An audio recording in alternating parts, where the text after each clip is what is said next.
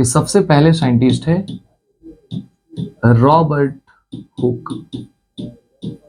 Robert Hooke ने 1665 में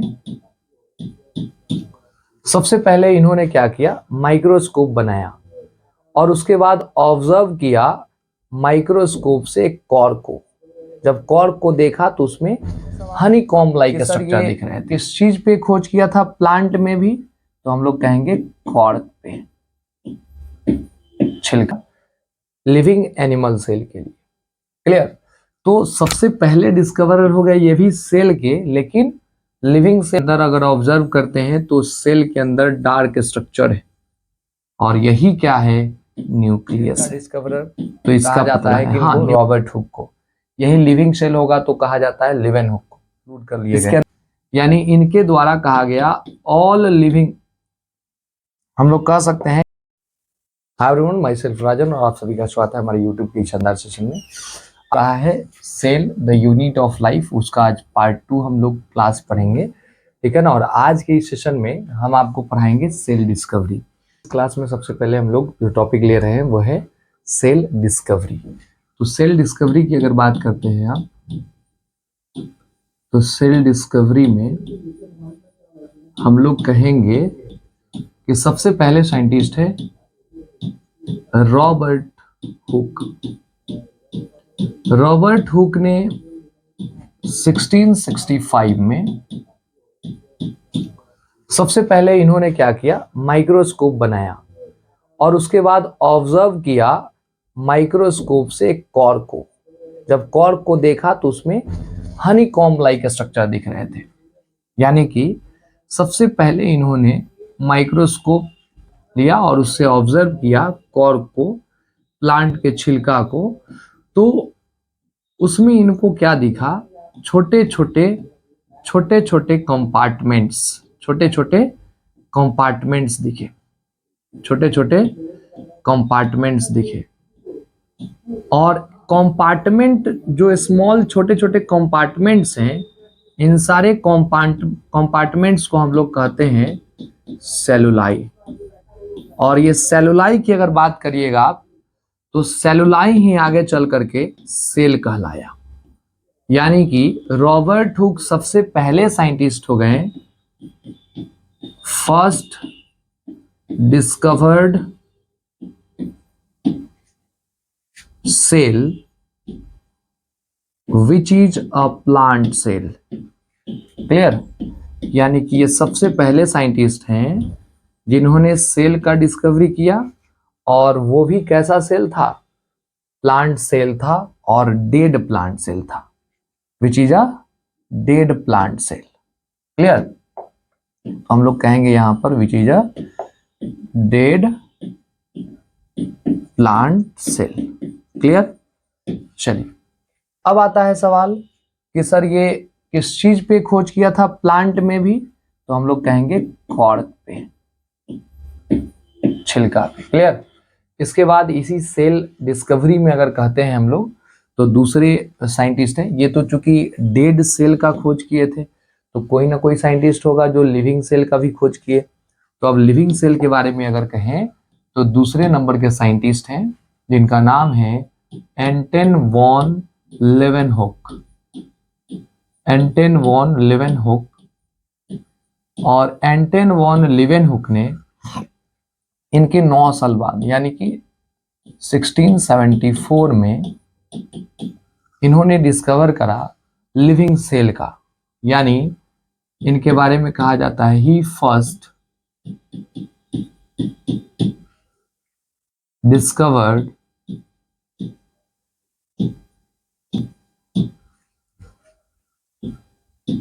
living animal cell. Living animal cell, यानी ये सबसे पहले लिविंग एनिमल सेल को खोज किया और इन्होंने टर्म दिया क्या, इन्होंने टर्म दिया एनिमल कुली। यानी कि इन्होंने कहा, सबसे पहले एनिमल कुली टर्म दिया लिविंग एनिमल सेल के लिए। क्लियर? तो सबसे पहले डिस्कवरर हो गए ये भी सेल के, लेकिन लिविंग सेल के, और साथ साथ कहा जाए तो एनिमल सेल के। अब आता है इनका वर्क क्या है। तो इनका वर्क था कि सबसे पहले डर्टी वाटर लिया और उसमें जो है माइक्रोस्कोप लगाया। तो इसमें इनको क्या दिखा, बैक्टीरिया दिखा, प्रोटोजोन्स दिखा। समझ में बात। जब इन्होंने माइक्रोस्कोप लगाया, देखा जाए ब्लड में, तो ब्लड में क्या दिखा इनको, तो ब्लड में ब्लड सेल्स दिखा, ब्लड सेल्स जिसको हम लोग WBC, RBC, प्लेटलेट्स आज कहते हैं। लेकिन उस टाइम पे इन सबको एनिमल कूली कहा गया। समझ में बात। वही इन्होंने सीमेन लिया, तो सीमेन में इनको क्या दिखा, सीमेन में इनको दिखा स्पर्मेटोजोआ, स्पर्मेटोजोआ जिसको हम बोलते हैं sperm cell, male gamete. Clear. तो ये दूसरे नंबर के साइंटिस्ट हुए जो कि लेवेनहुक हैं, और इन्होंने ही सबसे पहला लिविंग सेल का खोज किया था। यानी अगर आपसे क्वेश्चन पूछा जाता है हु फर्स्ट डिस्कवर्ड सेल, तो आप कहेंगे रॉबर्ट हुक। लेकिन आपसे पूछा जाता है who first discovered living cell, तो आप कहेंगे Leeuwenhoek. Who first discovered plant cell, तो आपको कहना है रॉबर्ट हुक। लेकिन कहा जाएगा एनिमल सेल यानी लेवेनहुक। क्लियर। चलिए अब तीसरे नंबर के साइंटिस्ट हम लोग देखते हैं, रॉबर्ट ब्राउन के बारे में। सेल में रॉबर्ट ब्राउन एक साइंटिस्ट हैं, और इन्होंने 1831 में सबसे पहले ऑब्जर्व किया। चूंकि लगभग 125 साल बीत गया, अब सोच के देखिए, जो साइंटिस्ट 1674 में देखा, तो 1674 से 1831 में अब सेल के अंदर क्या देखा जा सकता है।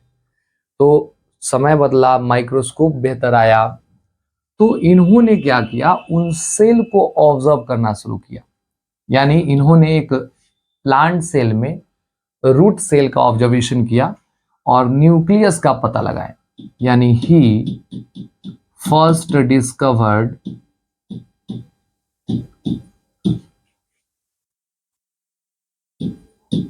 न्यूक्लियस, और किस में, तो प्लांट सेल में, इन प्लांट सेल। और प्लांट सेल में भी ऑर्किड रूट में, ऑर्किड के रूट में। क्लियर।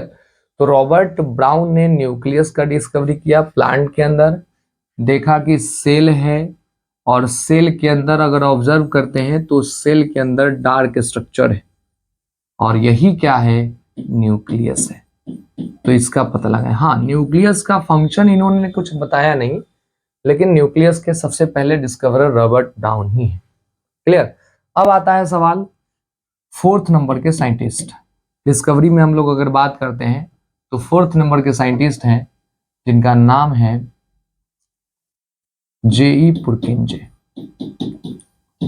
J.E. पुरकिंजे के बारे में कहा जाता है कि इन्होंने लिविंग फ्लूइड सब्सटेंस को सबसे पहले देखा। यानी सेल का पहले से डिस्कवरी हो चुका था, न्यूक्लियस डिस्कवर कर चुके थे रॉबर्ट ब्राउन, लेकिन कोई साइंटिस्ट अभी तक ये नहीं बताया कि इसके बीच में भी कुछ होता है। तो J.E. पुरकिंजे ने यही सबसे पहले लगाया पता 1838 में कि इसके बीच में भी कुछ होता है, और इसके लिए इन्होंने टर्म दिया प्रोटोप्लाज्म। यानी प्रोटोप्लाज्म के बारे में बताया है कौन, J.E. पुरकिंजे। क्या कहा है सो समझिए। He first observed living fluid substance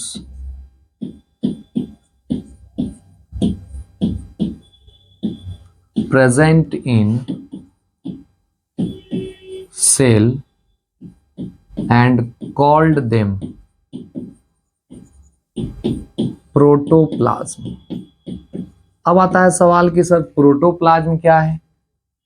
तो सर बाहर में अगर कोई सेल है तो सेल वॉल को छोड़ दिया जाए, ये सेल वॉल अगर है तो सेल वॉल को छोड़ दे तो इसके अंदर प्लाज्मा मेम्ब्रेन, साइटोप्लाज्म, न्यूक्लियस ये तीनों मिला दे तो वही प्रोटोप्लाज्म कहलाता है। यानी ये बात जेई पुरकिंजे ने बताया। इसके बाद एक साइंटिस्ट हैं जिनका नाम है अर्नस्ट हैकेल।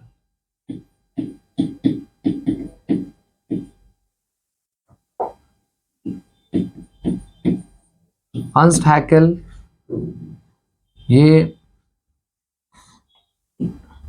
जैसे 1866 में ये कुछ प्रूफ के साथ नहीं बताए, लेकिन हाँ इन्होंने बताया कि न्यूक्लियस जो है वो रिस्पॉन्सिबल होता है कैरेक्टर का, जो जीन है क्रोमोसोम है उसको स्टोर करता है और अगले जनरेशन में कैरेक्टर को ले भी जाता है। यानी इन्होंने बताया क्या, he suggested that nucleus responsible for storing and transmitting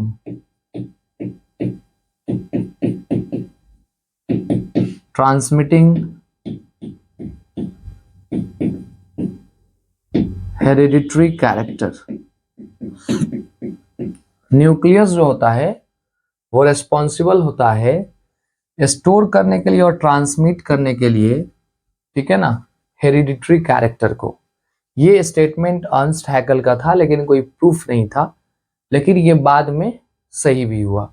तो हम लोग ओवरऑल 5 साइंटिस्ट के बारे में पढ़े। एक रॉबर्ट हुक, दूसरे नंबर लेवेनहुक, तीसरे नंबर रॉबर्ट ब्राउन, चौथे नंबर जेई पुरकिंजे और 5वें नंबर अर्नेस्ट हैकेल। तो ये डिस्कवरी सेल का था और उसमें ये 5 लोग जो है वो कंप्लीट 5 लोग जो है वो इन्वॉल्व हुए इसके डिस्कवरी में। जैसे आप देख सकते हैं एक सेल का डिस्कवरर कहा जाता है कि इनको रॉबर्ट हुक को, यही लिविंग सेल होगा तो कहा जाता है लेवेनहुक को। इसके अंदर न्यूक्लियस का खोज किया किसने, रॉबर्ट ब्राउन ने। इसके अंदर हम लोग कहेंगे ये प्रोटोप्लाज्म का खोज किया किसने, तो जेई पुरकिंजे ने। न्यूक्लियस रेस्पॉन्सिबल होता है कैरेक्टर को एक जनरेशन से अगले जनरेशन में ले जाने के लिए, ये बात कहा अर्नेस्ट हैकेल। यानी 5 साइंटिस्ट के द्वारा एक सेल का फुलफिल डिस्कवरी हो जाता है। अब आता है कि इसके बाद हम लोग जो कहते हैं सेल के बारे में, कहा जाता है कि सेल क्या है, यूनिट है, द यूनिट ऑफ लाइफ है, मतलब लाइफ का सबसे छोटा यूनिट है। यानी ये स्टेटमेंट कहां से आया ये अभी आपको हम प्रूफ करेंगे। ये स्टेटमेंट आता है सेल थ्योरी से, सेल थ्योरी से।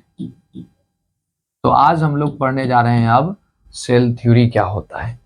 यानी सेल डिस्कवरी के बाद सेल थ्योरी पढ़ने वाले हैं। और सेल थ्योरी जो है ये 2 साइंटिस्ट के द्वारा दिया गया है। वो 2 साइंटिस्ट कौन कौन है, तो अगर कहा जाए एनसीईआरटी में लिख रखा है टुगेदर फॉर्मुलेटेड बाय। पहला साइंटिस्ट है जिनको हम बोलते हैं मैथियास स्लेडेन, जो कि ये जर्मन बॉटनिस्ट हैं। और ये 1838 में बताया कि इस अर्थ पे जितने भी प्लांट्स हैं वो सब बने हुए हैं किनके, सेल के बने हुए और प्रोडक्ट ऑफ सेल के बने हुए। इसी बात को रिपीट किया दूसरे साइंटिस्ट एनिमल पे, जिनका नाम है थियोडोर स्वान। और थियोडोर स्वान ने, चूंकि ये कहां से बिलोंग करते थे, तो ये ब्रिटिश जूलॉजिस्ट थे, मतलब एनिमल साइंटिस्ट थे। तो इन्होंने 1839 में बताया कि इस अर्थ पे जितने भी एनिमल्स हैं वो बने हुए हैं किनके, तो वो बने हुए हैं सेल के और प्रोडक्ट ऑफ सेल के। यानी इन दोनों का बात ये प्रूफ करता है कि इस अर्थ पे जितने भी ऑर्गेनिज्म हैं, चाहे वो प्लांट्स हैं चाहे वो एनिमल्स हैं, वो सब किसके बने होते हैं, सेल के बने होते हैं। यानी ये प्लांट के बारे में ऑब्जर्व किया, सैक्रो प्लांट पे देखा कि हाँ ये सब सेल का बना हुआ है। इनका कहना है हम सैक्रो एनिमल को देखा हमने और ये सब किसका बना हुआ है, सेल और प्रोडक्ट ऑफ सेल से बना हुआ है। यानी इनके अकॉर्डिंग कहा गया, अब चूंकि उस समय का बात है 1838-39 का, तो उस समय क्लासिफिकेशन में प्लांट और एनिमल्स ही थे। यानी इस अर्थ के सारे लिविंग ऑर्गेनिज्म इसमें इंक्लूड कर लिए गए। यानी इनके द्वारा कहा गया ऑल लिविंग, हम लोग कह सकते हैं इस थ्योरी के अकॉर्डिंग क्या, यानी according to this theory, according to this theory all living organism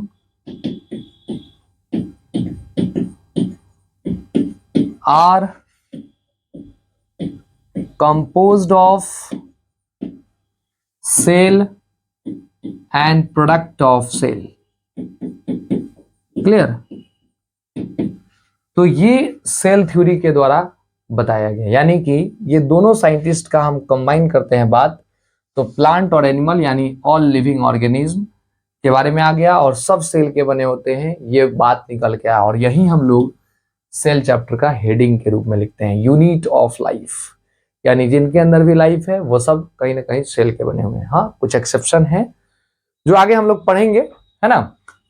तो अब रही बात क्या, जब साइंटिस्ट लोग का सबमिट हुआ कि हाँ भाई हम ये थ्योरी दे रहे हैं या फिर ये डिस्कवर किए हैं, तो साइंटिस्ट लोग इनसे पूछा कि बताइए कि ठीक है मान लेते हैं कि आप बोल रहे हैं कि सैकड़ों प्लांट जो है हम ऑब्जर्व किए हैं और सारे के सारे किसके बने हुए हैं, वो सब बने हुए हैं सेल से।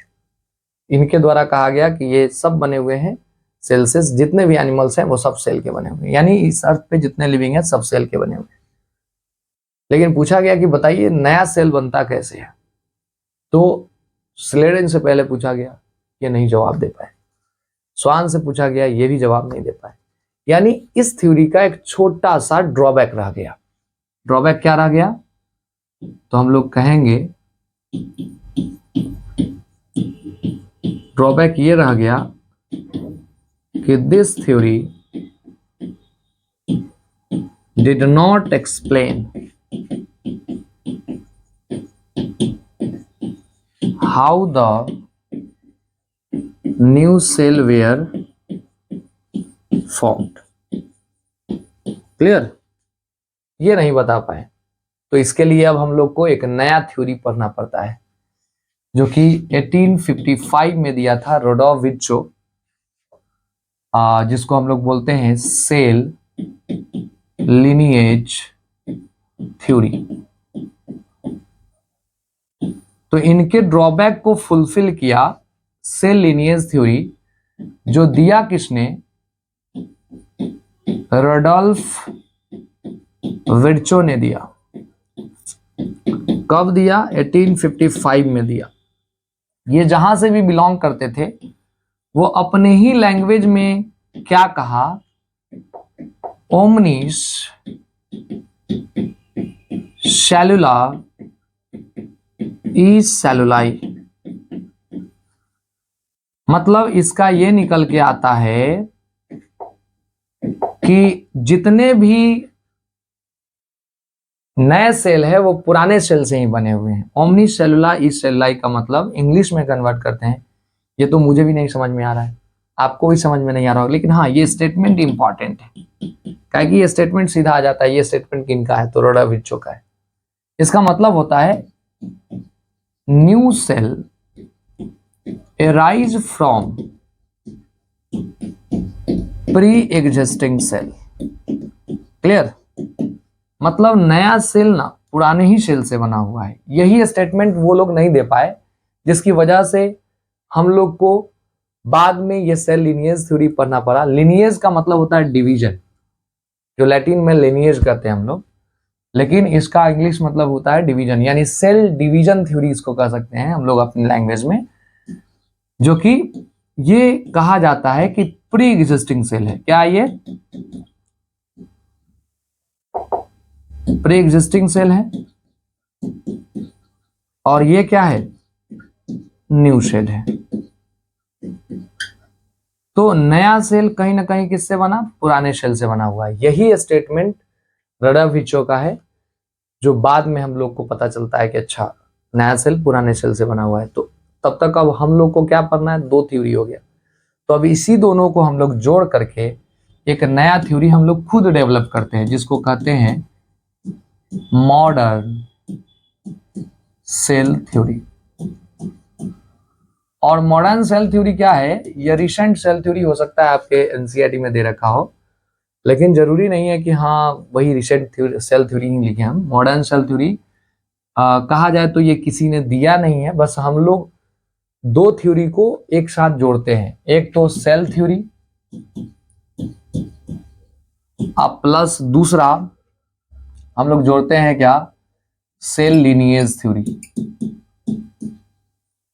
ठीक है, ये दोनों अगर जोड़ दिया जाए तो यही है मॉडर्न सेल थ्योरी। यानी इस थ्योरी के अकॉर्डिंग पहला क्या होगा, सेल थ्योरी क्या कहता है, all living organism are composed of cell and product of cell. मतलब कहता है नया सेल, सॉरी जितने लिविंग है वो सब किसके बने हुए हैं, सेल से और प्रोडक्ट ऑफ सेल से। दूसरा क्या कहता है cell lineage theory, new cell arise from pre existing cell. मतलब नया सेल पुराने सेल से बना हुआ है। क्लियर।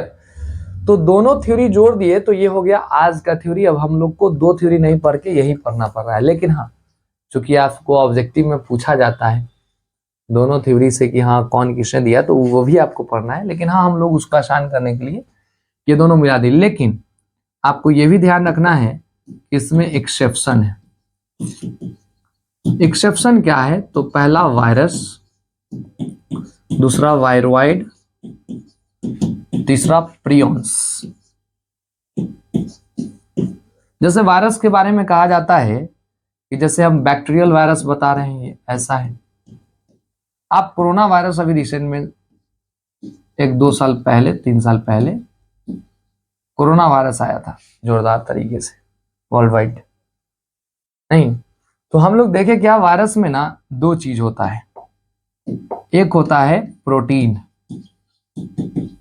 और एक होता है अंदर में न्यूक्लिक एसिड। यानी बैक्टीरियल वायरस हो चाहे प्लांट वायरस हो, सब में ये बाहर की तरफ प्रोटीन और अंदर में न्यूक्लिक एसिड होता है। दो कंपोनेंट है। लेकिन तीसरा सेल में 3 चीज चाहिए, एक साइटोप्लाज्म भी चाहिए, जो वायरस में साइटोप्लाज्म नहीं होता है। लेकिन वायरस लिविंग एक्टिविटी शो करता है, यानी किसी पर्सन के अंदर कोई इन्फेक्शन डिजीज कॉज कर पा रहा है, यानी वो लिविंग एक्टिविटी शो कर रहा है।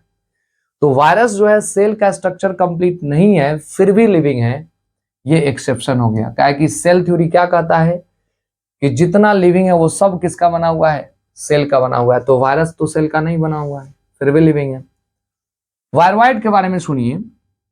वायरोइड के बारे में कहा जाता है कि सिर्फ न्यूक्लिक एसिड है, ना तो इसमें सेल इन्वेलप है और ना ही इसमें कोई कहा जाए साइटोप्लाज्म है। लेकिन हाँ ये भी डिजीज कॉज करता है। समझ बात, पोटैटो स्पिंडल ट्यूबर डिजीज है। प्रियॉन्स ये हम लोग पढ़ेंगे जब आएगा एक्सेप्शन का बारी आएगा।